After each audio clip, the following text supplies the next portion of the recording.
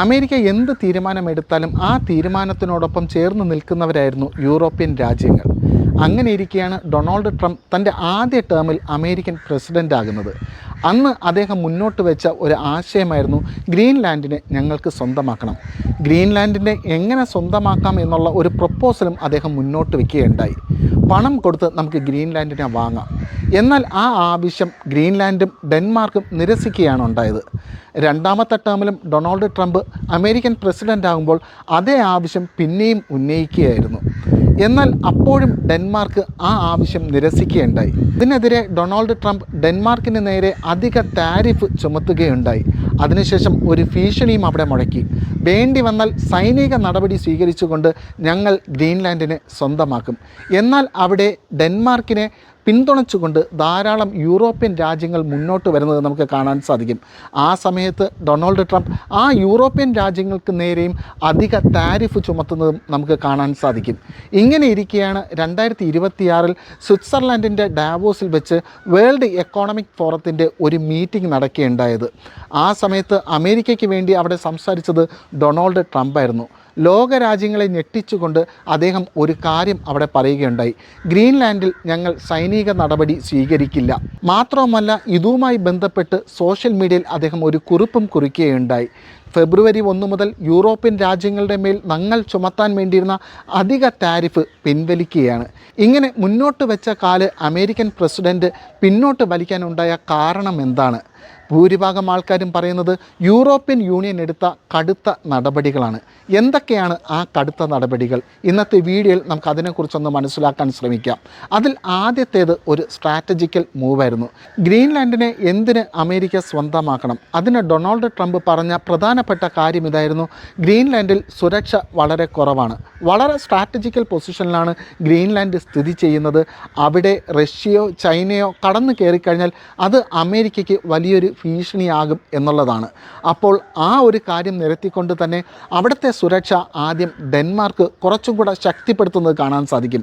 അതുപോലെ തന്നെ 7ഓളം രാജ്യങ്ങൾ അവരുടെ സൈനികരെ ആ ഗ്രീൻലാൻഡിൽ വിന്യസിപ്പിക്കുന്നതും കാണാൻ സാധിക്കും. ഈ 7 രാജ്യങ്ങളും വന്നിരിക്കുന്നത് യൂറോപ്യൻ യൂണിയൻ്റെ അകത്തു നിന്നുള്ള രാജ്യങ്ങളാണെന്നുള്ള കാര്യവും മനസ്സിലാക്കുക. ഒരു പക്ഷേ അമേരിക്ക അവിടെ ഒരു സൈനിക നടപടി സ്വീകരിച്ചു കഴിഞ്ഞാൽ ഡെൻമാർക്ക് അടക്കം 8 രാജ്യങ്ങൾക്ക് നേരെയാണ് അമേരിക്ക അവിടെ സൈനിക നടപടി സ്വീകരിക്കുന്നത്. ഈ 8 രാജ്യങ്ങളും നാറ്റോയിൽ മെമ്പറായ രാജ്യങ്ങളാണ്. ഒരു പക്ഷേ അവിടെ ഒരു സൈനിക നീക്കം നടക്കുകയാണെങ്കിൽ അതൊരു 3ാം ലോക മഹായുദ്ധത്തിൻ്റെ തുടക്കമായിരുന്നിരിക്കാം എന്ന് തന്നെയാണ് അമേരിക്ക വിശ്വസിക്കുന്നത്. രണ്ടാമത് യൂറോപ്യൻ യൂണിയൻ അമേരിക്കയ്ക്ക് കൊടുത്ത കടുത്ത പ്രഹരം എന്ന് പറയുന്നത് ട്രേഡ് ഡീലിലാണ്. രണ്ടാമതും ഡൊണാൾഡ് ട്രംപ് അമേരിക്കൻ പ്രസിഡൻ്റ് ആയപ്പോൾ ലോകരാജ്യങ്ങളുടെ മേൽ ധാരാളം താരിഫുകൾ അദ്ദേഹം ഏർപ്പെടുത്തി. അങ്ങനെ യൂറോപ്യൻ രാജ്യങ്ങളുടെ മേലും അദ്ദേഹം താരിഫ് ഏർപ്പെടുത്തിയിരുന്നു. സ്വാഭാവികമായിട്ടും യൂറോപ്യൻ രാജ്യങ്ങളും അമേരിക്കയ്ക്ക് നേരെയും കുറച്ച് താരിഫുകൾ ഏർപ്പെടുത്തി. അങ്ങനെ അമേരിക്കയും യൂറോപ്യൻ യൂണിയനും തമ്മിൽ ഒരു ട്രേഡ് ഡീല് അന്ന് പ്രാബല്യത്തിൽ വരികയുണ്ടായി. ആ ട്രേഡ് ഡീലിൽ പറഞ്ഞിരുന്നത് ഇങ്ങനെയാണ്: യൂറോപ്യൻ യൂണിയനിൽ നിന്നും അമേരിക്കയിലോട്ട് ഇമ്പോർട്ട് ചെയ്യുന്ന സാധനങ്ങൾക്ക് 15% താരിഫ് ഉണ്ടായിരിക്കുന്നതാണ്. അമേരിക്കയിൽ നിന്നും $700 billion energy products European union വാങ്ങിച്ചിരിക്കണം. അതുപോലെ തന്നെ യൂറോപ്യൻ യൂണിയനിൽ നിന്നും ധാരാളം ഇൻവെസ്റ്റ്മെൻറ്റ് അമേരിക്കയിൽ നടത്തിയിരിക്കണം. ഇതായിരുന്നു ആ ട്രേഡ് ഡീലിൽ പറഞ്ഞിരുന്നത്. യൂറോപ്യൻ യൂണിയൻ പാർലമെൻറ്റ് ആ ട്രേഡ് ഡീലിനെ നിരസിക്കുകയാണ് ഉണ്ടായത്. മൂന്നാമത് യൂറോപ്യൻ യൂണിയൻ അമേരിക്കയുടെ മേൽ പ്രഹരിപ്പിച്ചത് അവരുടെ കൈവശമുള്ള ഏറ്റവും വലിയൊരു പവർഫുൾ ടൂൾ തന്നെയായിരുന്നു. 2023 യൂറോപ്യൻ യൂണിയൻ അംഗീകാരം കൊടുത്ത ആൻറ്റി കൊയേഷൻ ഇൻസ്ട്രുമെൻറ്റേഷൻ, അല്ലെങ്കിൽ ട്രേഡ് ബസൂക്ക എന്നാണ് ഇതിനെ അറിയപ്പെടുന്നത്.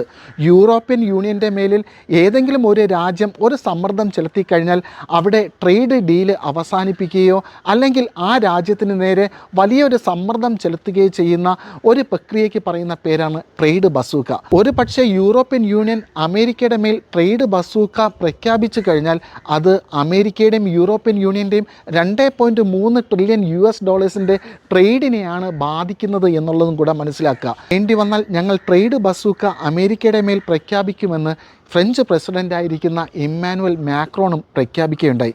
ഏറ്റവും അവസാനമായിട്ട് യൂറോപ്യൻ രാജ്യങ്ങളുടെ അകത്ത് ഒരു നല്ലൊരു ക്യാമ്പയിനും നടക്കുകയുണ്ടായി. സെൽ അമേരിക്ക എന്നുള്ള ക്യാമ്പയിനായിരുന്നു അത്. എന്ന് പറഞ്ഞാൽ യൂറോപ്യൻ യൂണിയൻ്റെ അകത്തുള്ള ഇൻവെസ്റ്റേഴ്സ് അമേരിക്കയിൽ ധാരാളം ഇൻവെസ്റ്റ്മെൻറ്റുകൾ നടത്തിയിട്ടുണ്ടാവും.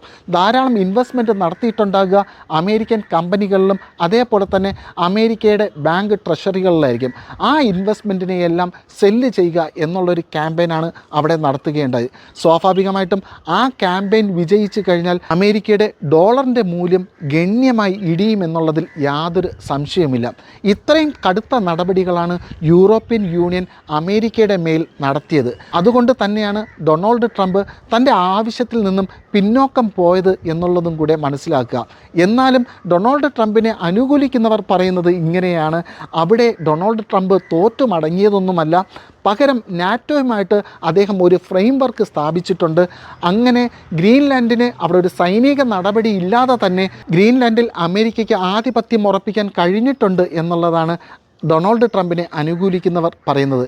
എന്നാൽ അതിനെ സാധൂകരിക്കുന്ന ഒരു തെളിവും ഇതുവരെ പുറത്തു വന്നിട്ടില്ല. അപ്പോൾ അടുത്തൊരു വീഡിയോയിൽ കാണുന്നതുവരേക്കും ബൈ.